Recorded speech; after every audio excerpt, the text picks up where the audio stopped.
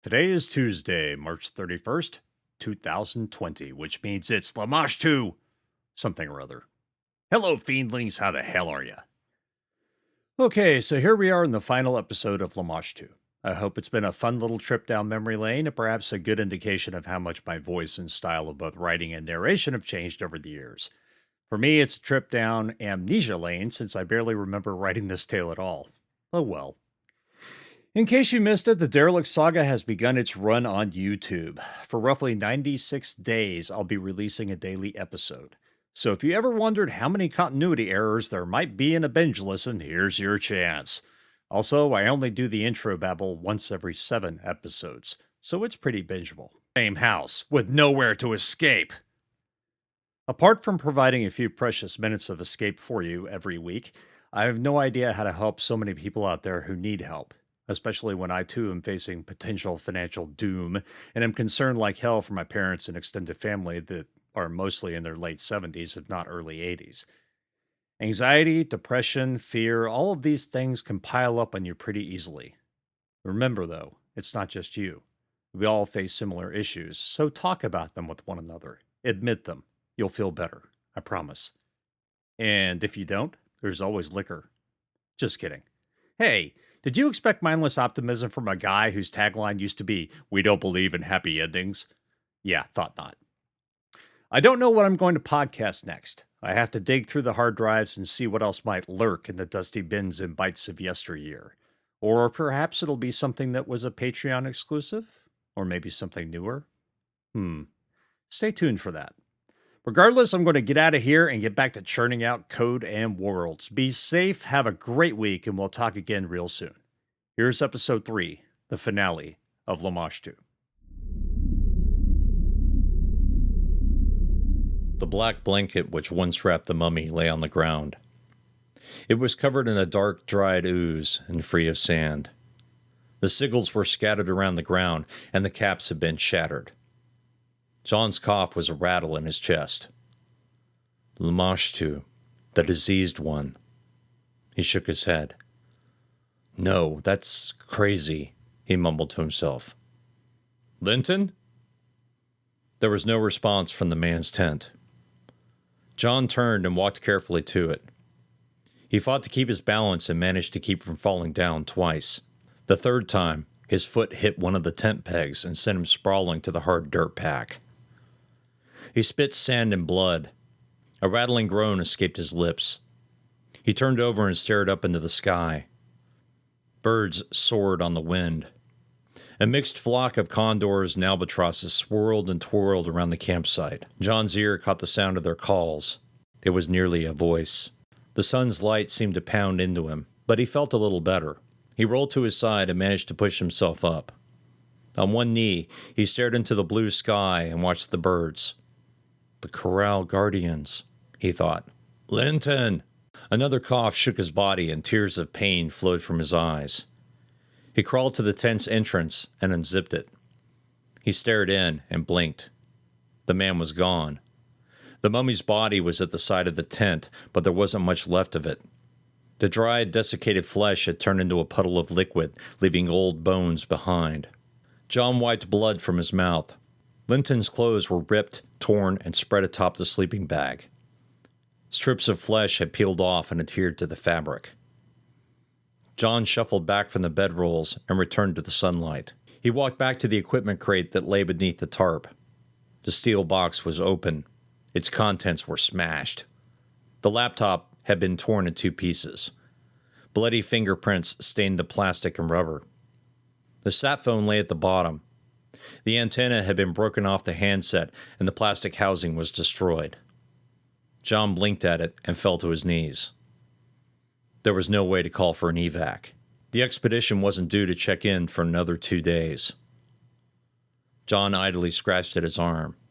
He wouldn't last 2 days. His only hope was to make it to the next camp, but that was kilometers away across the valley. He stumbled back to his tent and emptied his backpack except for the emergency tools and filled it with first aid supplies. It was going to be a long walk, and he wasn't sure he'd make it. The equipment crate still held 2 things he needed, a canteen and a machete. He filled the canteen with bottled water and then stuffed the pack with more. He held the pack up by its straps and felt its weight. It was heavy, but he thought he'd be able to carry it. With the machete in his hands, he walked past the tents and into the desert. Far across the desert floor, he saw a dot. It was the temple where he'd found the map leading to the mummy's burial site. He started to leave the tarp and headed to the desert when his foot kicked something. He stared down. The wooden bird sigils littered the ground near the table. He wiped blood from his nose and then began packing the wooden carvings. He managed to stuff all 33 inside. When he picked up the pack again, he groaned beneath the added weight. John shrugged into the shoulder straps, took one last look at the wrecked equipment, and headed out into the desert. The third time he fell down, he wasn't sure he could get back up. The navy blue sky was incredibly bright. John lay on his back and splashed his face with water from the canteen. He coughed, and a spray of blood erupted from his mouth. When he'd set out from the dig site, he'd made a beeline for the distant temple. An hour later, he felt like he was no closer. The dot would get larger and then seem to shrink. He knew it was an optical illusion, but that didn't help much. Even in the cool, high desert, the sunlight was hot and uncomfortable. Or John had thought as he stripped off his shirt, it was the fever. The sickness was creeping through his chest, making it hard to breathe. As he traveled farther and farther from the dig site, each step had become a fight to stay upright. After a kilometer or so, the hard-packed dirt gave way to soft sand. John had stopped when he'd seen the marks. They were human footprints. Linton had either stripped off his boots in the tent or left them somewhere far behind, and John missed them. The footprints were spattered with red and black ooze. He followed the prints for some time. They were definitely headed toward the temple. After what seemed like forever, he'd given up trying to follow them and instead focused on the distant structure. John closed his eyes against the bright blue sky and rested. His chest rattled with each breath. The shock of what he'd seen at the dig site was finally settling in. Steph and the diggers were dead. The mummy had infected them all, and now it was inside Linton. It was heading for the temple, and he had no idea why. The squawk of a bird interrupted his doze. He flicked open his eyes. An Andean condor stood a few feet away. The bird's beak clicked together as it spread its long black and white wings. Its red comb seemed to glow in the light. The male bird folded its wings and stepped toward him. John tried to raise his arms to ward off the creature, but he was simply too tired to fight it. If the bird attacked him, he wasn't sure he could do anything about it. The condor hopped onto his chest and knocked the wind out of him. Its sharp talons stung against his bare chest, and he hissed through his teeth. The bird squawked again. Make it fast, he gasped. The condor scratched at his chest, and a shot of blinding white pain racked him. He tried to scream, but only a whisper of air escaped his mouth. He looked back down as the condor scratched into his flesh. Black and red liquid oozed from the rents in his skin. He managed a deep intake of breath, and then the condor's beak dipped into the deep gashes. This time, the scream belted out of his throat and shredded his vocal cords. He shook as waves of fiery pain engulfed him. The condor lifted its head and stared at him with a single eye. Blood ran from its beak, and its comb had turned black. It wavered on its talons, stepped off his chest, and onto the desert floor. The creature vomited a stream of black ooze and then fell on its side. Its wings spread one last time, and then it lay still. An icy sensation crept through his veins. The fever disappeared. The incredible pressure that had built up in his chest subsided. John took a deep breath and felt little pain. A gurgling sound caught his attention, and he swung his gaze back to the motionless condor. Its body was dissolving into the sand. As he watched, its flesh dripped off in a black and red sludge. He sat up and rubbed a hand across his chest. The rents and slashes were dry, the skin puffy and white. The desert erupted in bird squawks and keening, piercing cries. He looked up and toward the temple. A mix of condors and albatross stood on the desert floor, their heads all turned to the side. Their collective gaze skated over his body, and their heads bobbed as one. He tried to stand and managed to find his feet. The burning fever had abated, leaving him feeling cool and calm. The pain from the bird's ministrations was a memory. He rubbed sand off his bare chest and stared at the mixed avian flock. The birds turned from him and stared off into the distance. John looked out into the desert. The temple was closer than he'd thought. Through the heat shimmer, he could make out its rough, triangular shape. He bent to pick up the pack and stopped. The bird carcass was nothing but bones. Its yellow beak had fallen off the skeleton. It seemed to glow in the harsh sunlight. He didn't know why he did it, but he reached down and grasped it between his fingers. The beak felt warm and slick. He slipped it into the pocket of his jeans, strapped the pack to his back, and stared at the temple. The flock turned to him and spread apart. With tentative steps, he began walking again.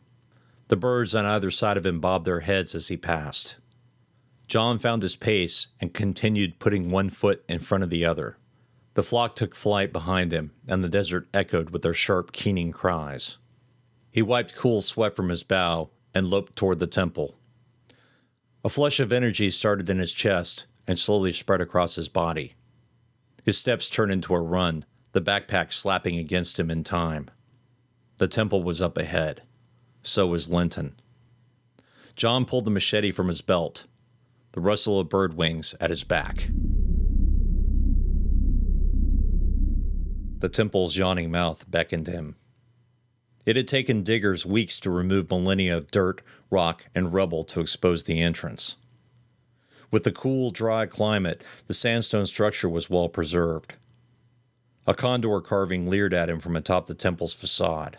John shivered as its eyes glittered in the sun. Black and red ooze-covered footprints ended in front of the temple. John pulled a lamp from the backpack, switched it on, and walked into the darkness.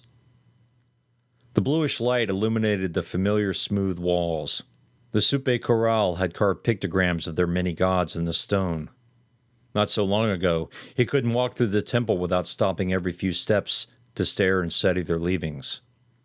Now he was looking for footprints and handprints, and they were easy to find. The creature that had killed his friends was somewhere ahead.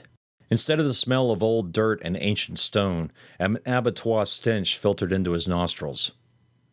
John fought his gag reflex and entered the main chamber. He stopped in his tracks, the lamp jittering in his shaking hand. Linton stood in the middle of the ancient temple. His skin was blackened as if burned to a crisp. His mouth oozed something foul and slithery. The thing raised its head and glared at him. Its eyes burned with a sickly yellow light. The energy from the condor's ministrations evaporated under its gaze. He swayed with sudden fatigue, and the lamp dropped from his limp fingers. He fell to one knee, the machete's blade clanking against the stone floor. It started to chant something in a mix of liquid sibilants and guttural glottals.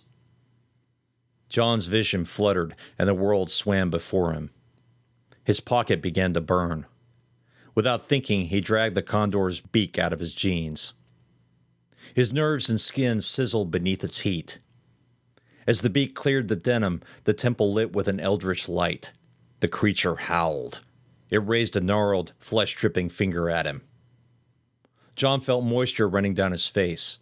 He swiped at his cheek, and a long strip of rotted flesh fell to the temple floor. He staggered forward, the beak held before him, machete raised. The Linton thing stumbled backwards. John coughed blood but kept his feet. He gritted his teeth and forced himself into a run. The creature tried to move away from him, but he was too fast. He brought the machete down in a short arc.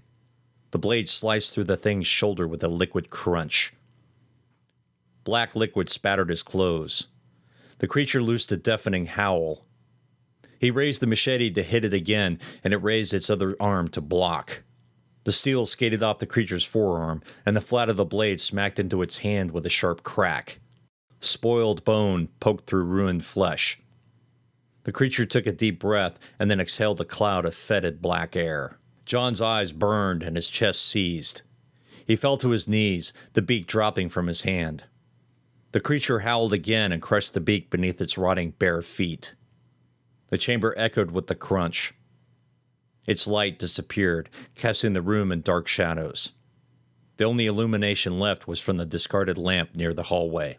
The Linton thing glared down at him, its mouth opening in a too wide grin. Several of its teeth had fallen from its rotting gums. A black ooze of saliva dripped from its upper lip. The thing raised its foot, and John rolled just in time as it smashed into the stone floor where his head had been. He pushed himself up and managed to stand. Something hit him in the kidneys, and he stumbled forward. John turned himself in a clumsy circle, the machete hissing through empty air. The creature was a few steps back, its head shaking as though with laughter. He wiped blood from his mouth and nose with the back of his hand. The world seemed to waver before him. The creature was stumbling toward him, its skeletal hand held before it. The thing lunged.